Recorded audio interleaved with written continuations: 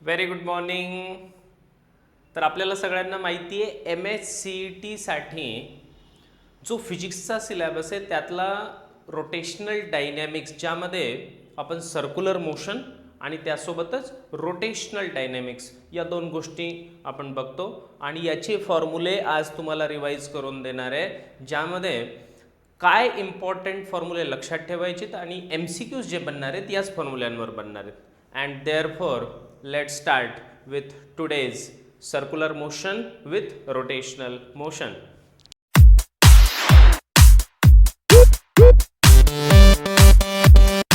So we start with angular displacement. सर्वांना angular displacement माहिती आहे, थिटानी आपण दाखवतो. लिनियरशी याला जर कम्पेअर केलं तर एक्सशी आपण याला कम्पेअर करतो, right. Angular displacement compared with linear displacement x. त्यानंतर अँग्युलर वेलॉसिटीला आपण दाखवतो ओमेगा आणि अँग्युलर ॲक्सेलरेशन सांगा बरं, अल्फा. Correct, yes. ओमेगाला आपण काय लिहितो बेटा, change in angular displacement upon time. Correct. Similarly angular ॲक्सेलरेशनला काय लिहितो आपण, d omega by d t, change in angular velocity upon time. लक्षात ठेवा, theta displacement, omega velocity, alpha acceleration, right. यावरून तीन महत्त्वाचे फॉर्म्युले डिराईव्ह करतो. याची युनिट्स पण सांगा बरं. याचं radian per second, radian per second square. शाबाश बेटे, तीन महत्त्वाचे फॉर्म्युले लक्षात ठेवायचे आहेत. Omega 2 equals to omega 1 plus, next half alpha t square, next omega 2 square minus omega 1 square equals to 2 alpha theta. Yes or no. ह्या तीन इक्वेशन लावण्यासाठी महत्त्वाची कंडिशन काय आहे, that alpha should be constant. लक्षात ठेवा,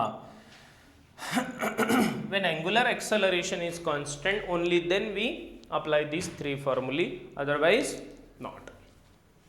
Then we say relation between linear velocity and angular velocity, v equals to omega r. v linear velocity आहे मुलांनो, omega is angular velocity, r is the radius. Vector form मध्ये जर लिहायचं तर काय लिहितो आपण, omega cross r. Do you remember? Yes, omega cross r. Then tangential acceleration आणि angular acceleration यांच्यामध्ये पण रिलेशन आहे, की सपोज हा पार्टिकल आहे, याचं टँजेन्शियल म्हणजे टँजंटच्या दिशेला जे ॲक्सेलरेशन आहे AT असं म्हणतो आपण, that is equals to alpha r. आणि वेक्टर फॉर्ममध्ये जर लिहायचं झालं तर direction wise alpha cross r. Cross product तुम्हाला माहिती आहे, राईट हँड रूलने देतो आपण, right. Cross product given by right hand rule. Clear. Time period सर्वांना माहिती आहे, टी म्हणजे काय असतो बेटे, time period. Yes or no?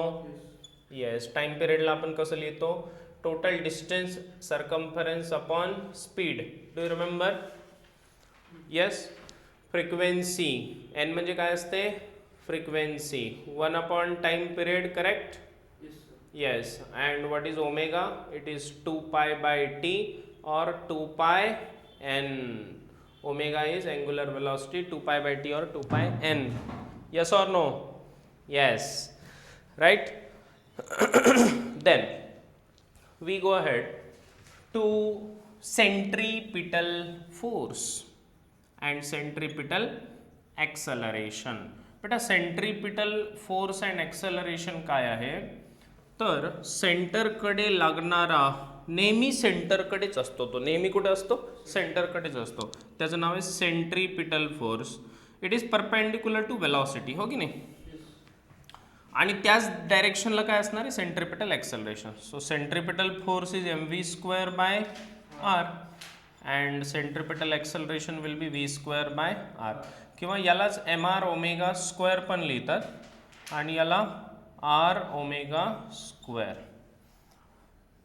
Clear है ना. याचा अर्थ आता इथं दोन प्रकारचे ॲक्सेलरेशन झाले, एक आहे टँजेन्शियल, एक आहे लिनियर. करेक्ट. तर नॉन युनिफॉर्म सर्क्युलर मोशनमध्ये एक टँजेन्शियल ॲक्सेलरेशन, एक सेंट्रिपिटल ॲक्सेलरेशन, या दोघांची वेक्टर ॲडिशन जर केली तर नेट ॲक्सेलरेशन आपल्याला मिळतं आहे. पण हे कुठे? In non uniform circular motion, हे लक्षात ठेवायचं आपल्याला. This is in non uniform circular motion, this is not uniform circular motion. मग युनिफॉर्म म्हणजे युसीएम काय असतं मग? What is UCM? की जिथे स्पीड कशी असणार आहे बेटा? Constant. Speed is always constant, म्हणजेच ओमेगा पण काय राहणार आहे? Constant.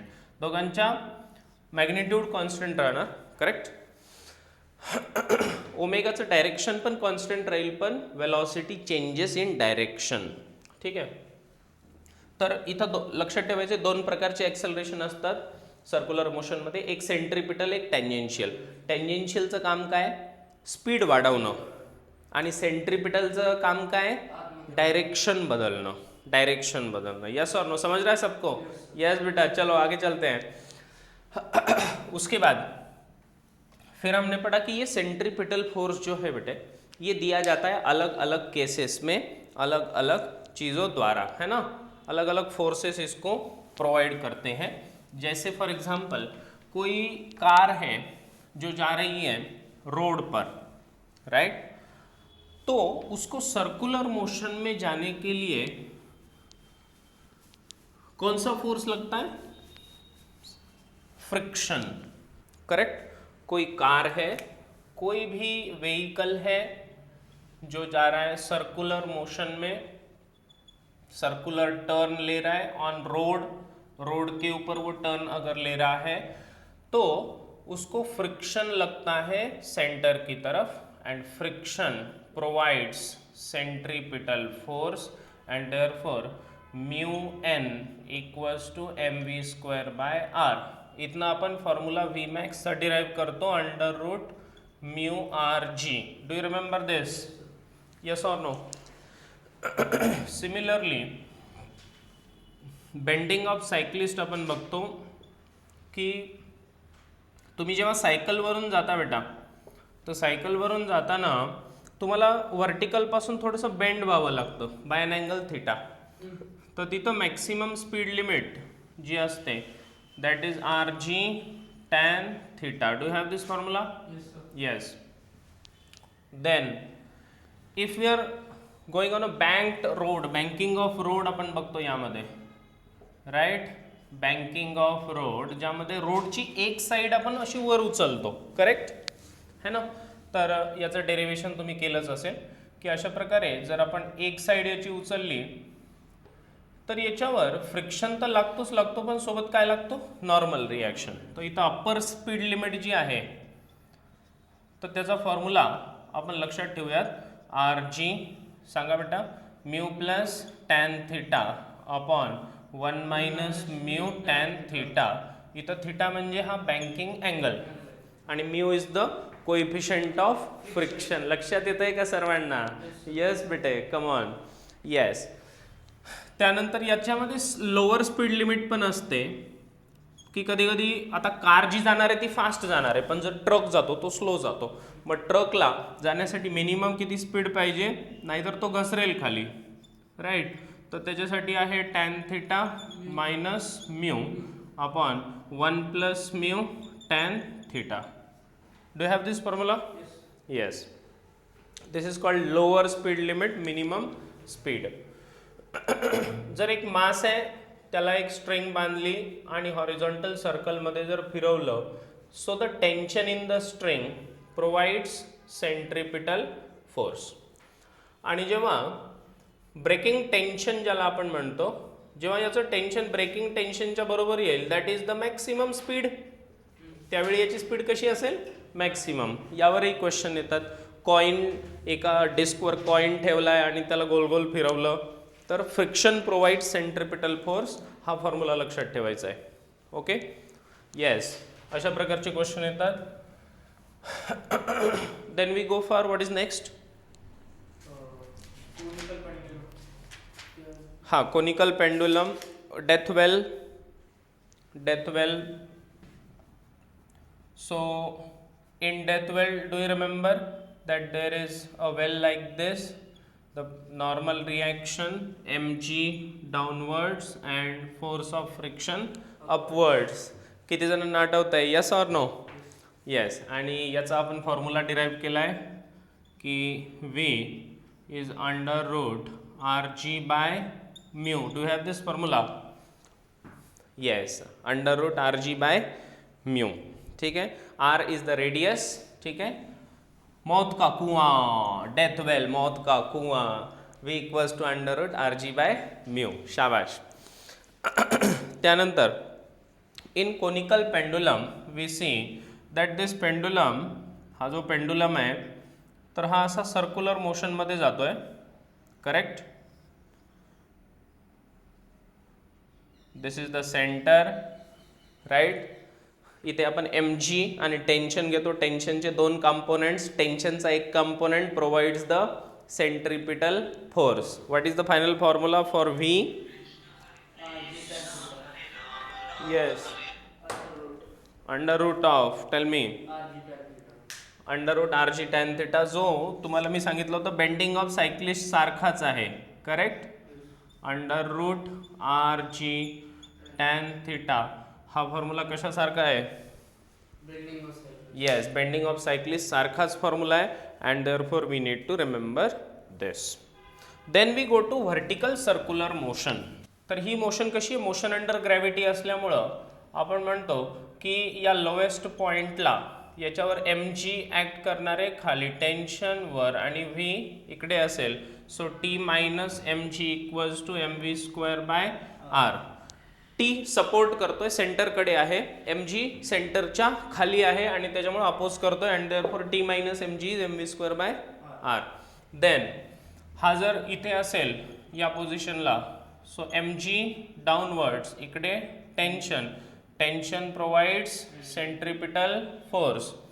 Similarly this is velocity, tension, mg, t plus mg equals to mv square by r.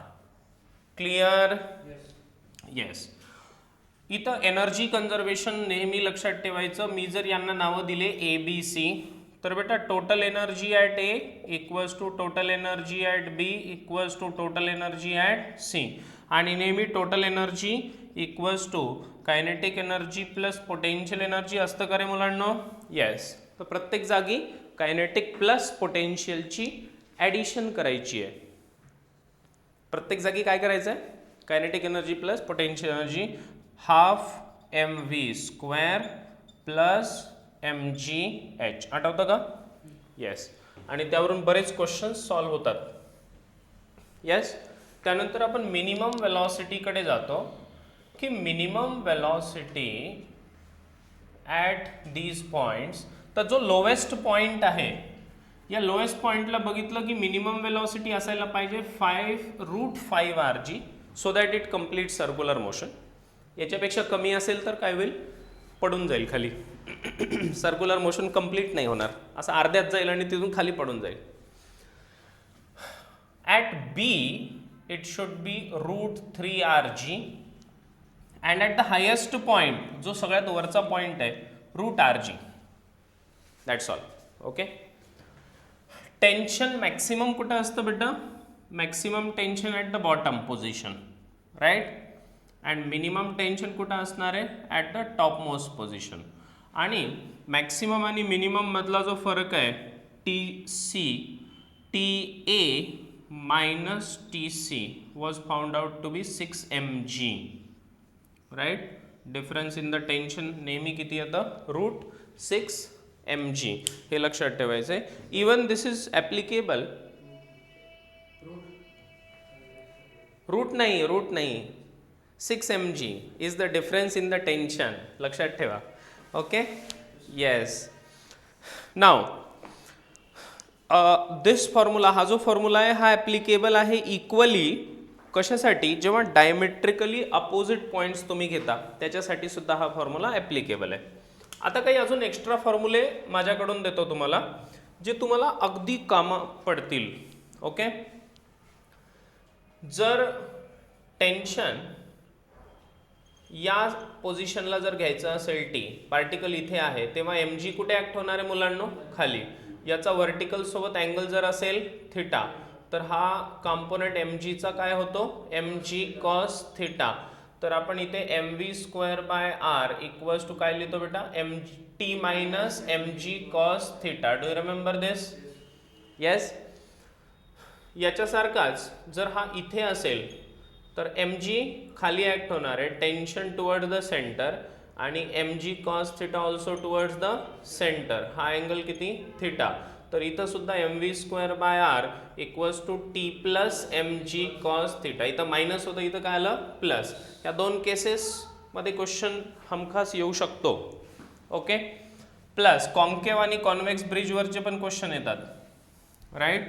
इथं जर व्हेकल असेल तर नॉर्मल रिॲक्शन वर आणि एम जी कुठं ॲक्ट होणार आहे, खाली. Remember. So what do we write, we write M G minus N equals to M V square by R. पण जर इथं खाली असेल असा तर आता एम जी कुठे बेटा, इकडे, आणि normal reaction towards the centre. जो सेंटरकडे असेल, हे बघा, हे लक्षात ठेवा, जो सेंटरकडे तो पॉझिटिव्ह, जो सेंटर पासून दूर तो negative. Okay. So we write N minus M G equals to M V square by R. So normal is providing centripetal force, M G is away, and therefore net force N minus M G आपण घेतो. इथपर्यंत कळलंय का रे मुलांना? Okay. याच्या व्यतिरिक्त दुसरा कुठला formula आहे का? मोमेंट ऑफ इनर्शियामध्ये मुलांना जर कुठलाही एक छोटासा मास असेल m आणि तो सर्क्युलर मोशनमध्ये जातोय एका ॲक्सिस ऑफ रोटेशनच्या अराउंड, याला आपण म्हणतो ॲक्सिस ऑफ रोटेशन, याची रेडियस r असेल तर याचा मोमेंट ऑफ इनर्शिया आपण देतो mr square. Yes or no? पण जर हेच पार्टिकल्स खूप सारे असतील, 1 2 3 4 5, and there is a common axis ज्यांच्या अराउंड हे फिरतायत, m1 m2 m3, and there are so many, mn. So याचा moment of inertia I is given by m1r1 square plus m2r2 square plus m3r3 square, असं कुठपर्यंत बेटा, mn rn square. कळतंय का रे? Yes or no? समझ रहा है बेटा सबको? Yes. That is moment of inertia. एक पार्टिकलसाठी एम आर स्क्वेअर, खूप साऱ्या पार्टिकलसाठी त्याचा मास, त्याचं डिस्टन्सचं square, m1r1 square m2r2 square up to mn rn square. Then we define radius of gyration. What is radius of gyration? denoted by k. So k is defined as under root I by m, where I is moment of inertia. I is moment of inertia and m is the total mass of the system. ठीक आहे बेटा? तर याला आपण म्हणतो radius of gyration. Now जर continuous body असेल, continuous object और मास सिस्टम जर असेल, तर तिथे जसं की हा रॉड आहे, यामध्ये फक्त एक मास नाही आहे तर खूप सारे मासेस एकत्र आलेले आहेत, है ना. तर अशी जी रिजिड बॉडी असेल, या रिजिड बॉडीला एका पर्टिक्युलर ॲक्सिसच्या अराउंड जर आपण रोटेशनल मोशन दिली, तर याच्यासाठी एक छोटासा पार्टिकल dm कन्सिडर करून याचं डिस्टन्स r जर घेतलं तर moment of inertia is given by integration dmr square. Clear है ना?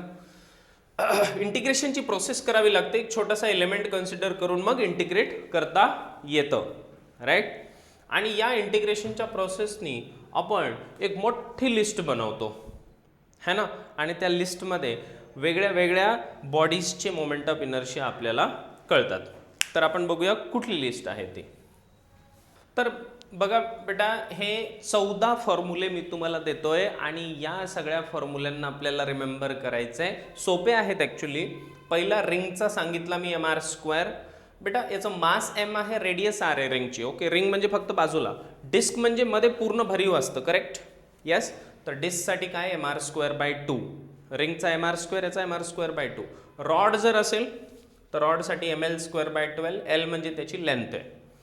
पण त्याचा ॲक्सिस ऑफ रोटेशन जर बदलला, म्हणजे सेंटरपासून जर एंडला गेलो तर एंडसाठी ml स्क्वेअर बाय 3.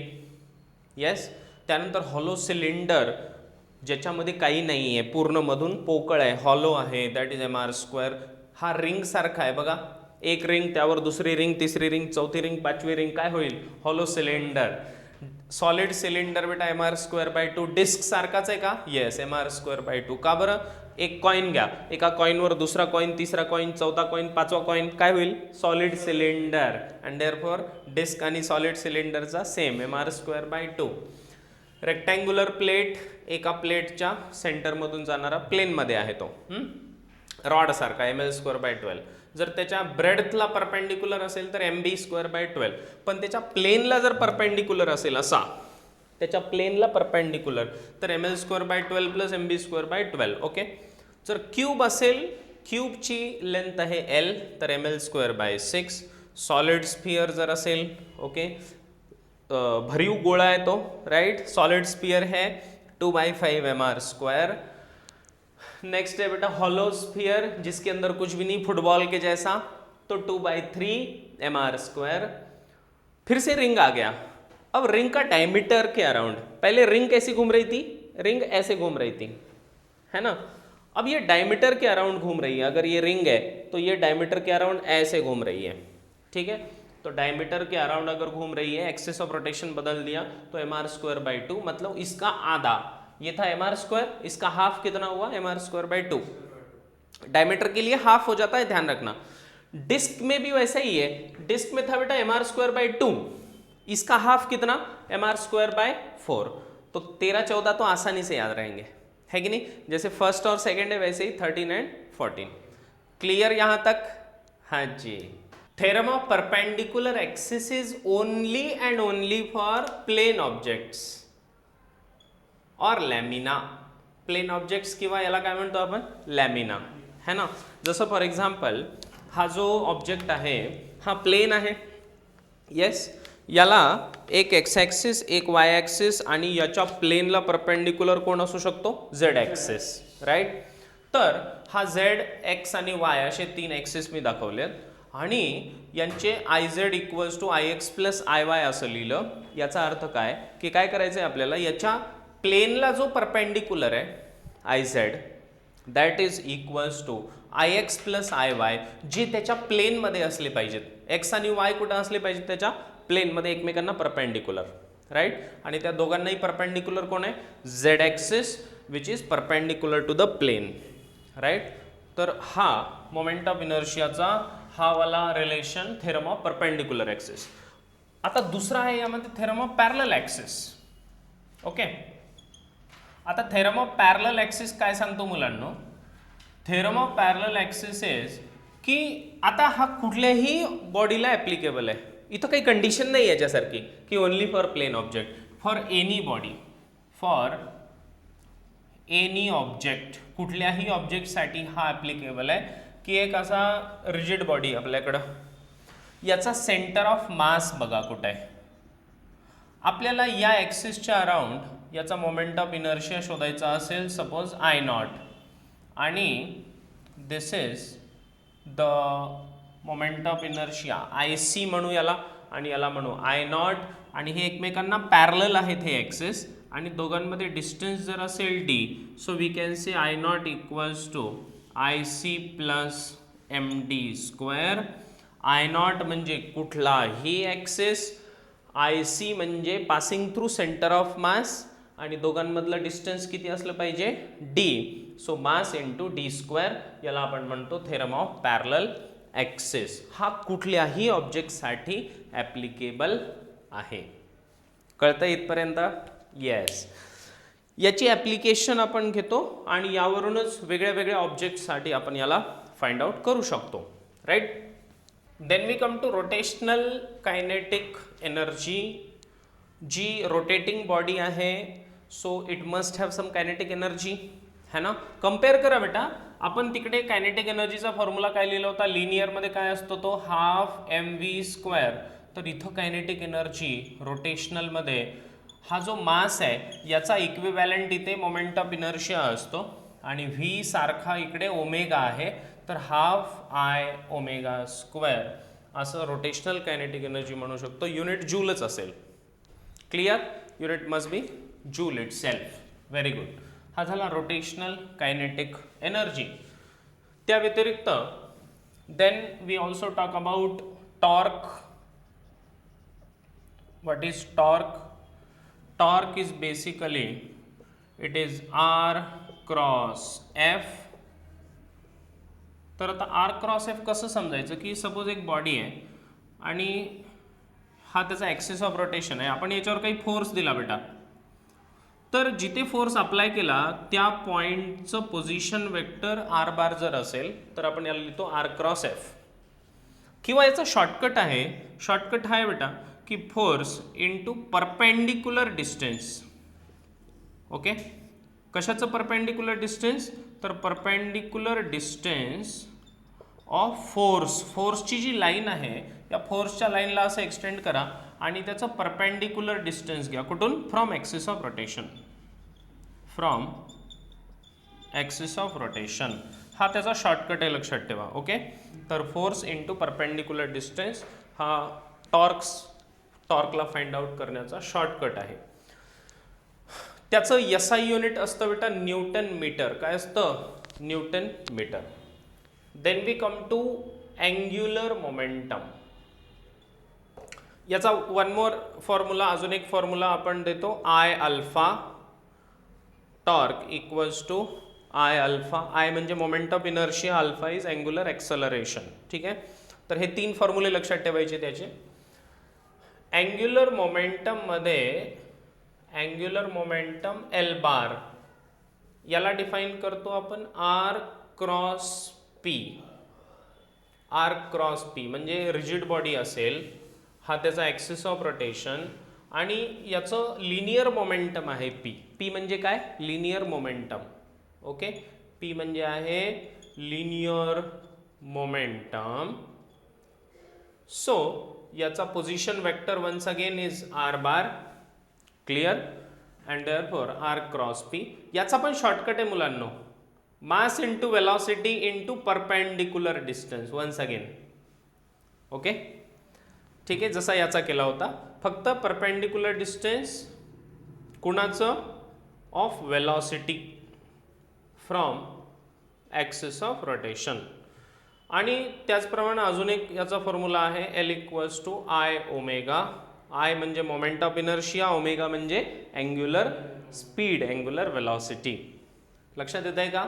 याचे 3 फॉर्म्युले लक्षात ठेवा, याचे 3 फॉर्म्युले लक्षात ठेवायचे. ओके, त्यानंतर ज्या प्रकारे आपण force is equals to dp/dt म्हणतो, त्याचप्रमाणे हा जो टॉर्क आहे, this torque can be written as dl/dt. Newton's second law of motion. आठवा, Newton's second law of motion प्रमाणे torque equals to dl/dt.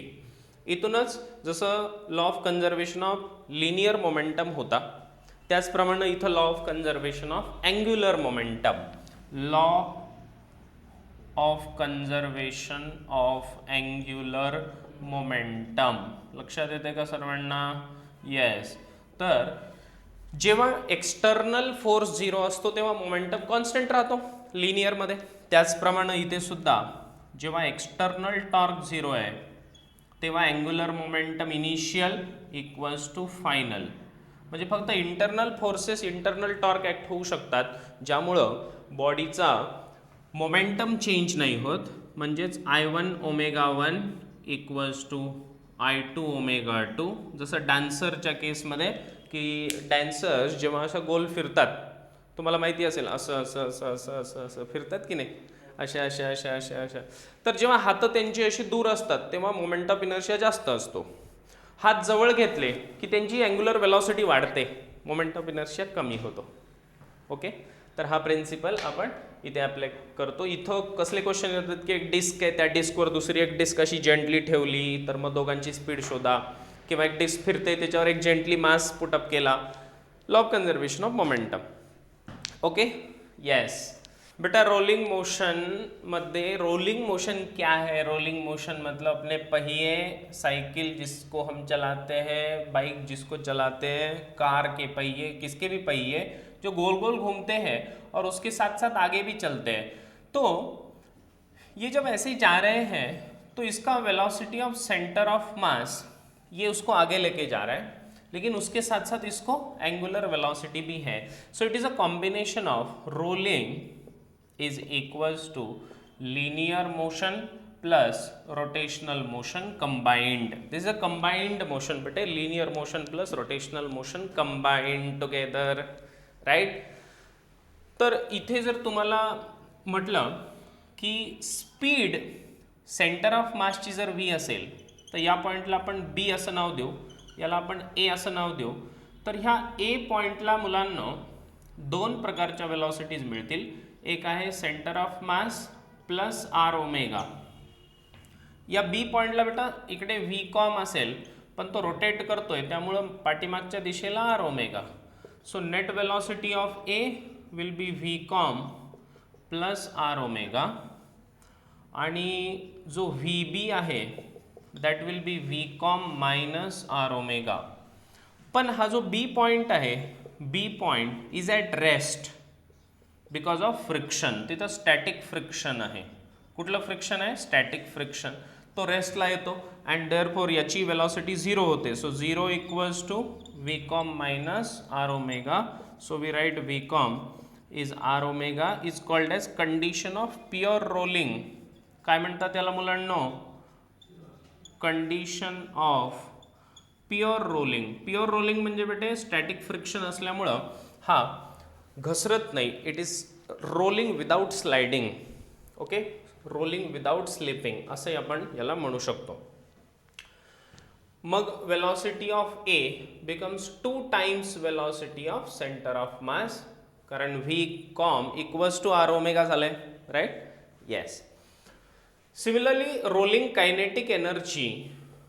Kinetic energy of rolling काय असेल तर kinetic energy of linear motion plus kinetic energy of rotational motion. Do you agree? Yes or no? तर linear मोशनमध्ये half M V square plus half I omega square. याला जर solve केलं तर आपल्याला एक इंटरेस्टिंग फॉर्म्युला मिळतो. Half M V square 1 plus K square by R square. This is rolling kinetic energy. Half M V square bracket 1 plus K square by R square. हा एक extra factor आला इथे, K square by R square. K म्हणजे radius of gyration, R is the radius of that object, rolling body. Okay, then we define rolling on inclined plane. तर inclined प्लेनला हे बघितलं गेलं की when this object rolls starting from rest u equals to 0. So its velocity at the bottom. बॉटमला याची जी velocity होते so that velocity is under root 2gh upon 1 plus K square by R square. Okay, and its acceleration, याचं acceleration होतं g sine theta. हा inclined plane थिटाचं जर असेल upon 1 plus K square by R square. So we need to remember these 2 फॉर्म्युले. यामध्ये questions येतात की एक रोलिंग बॉडी इथून घसरवली, दुसरी एक घसरवली, दोघांचा रेडियस असा आहे, मास असा आहे. Who will reach the bottom first, और who will have a maximum acceleration, who will have greater velocity and so on. Okay, या प्रकारचे क्वेश्चन्स यावर विचारले जाऊ शकतात. तर एक शॉर्टमध्ये आपण याचा रिव्ह्यू घेतला. कसा वाटला तुम्हाला नक्की कळवा. येस, आणि अगदी कमीत कमी वेळेमध्ये हे जे रिव्हिजन केलं, so this is going to boost your preparation for your CET exam. तर तुमच्या मित्रांमध्ये या व्हिडिओला शेअर कराच नक्की, त्यांचाही फायदा होऊ देत. आणि त्यासोबतच प्रत्येक चॅप्टरवर मी असे खूप सारे व्हिडिओज दिलेले आहेत. तर तुम्हाला इथं प्लेलिस्ट दिसते खाली, या प्लेलिस्टवर क्लिक करा, तुम्हाला सगळ्या व्हिडिओंची लिस्ट इथंच मिळून जाईल. Please subscribe to this channel. Thank you for watching.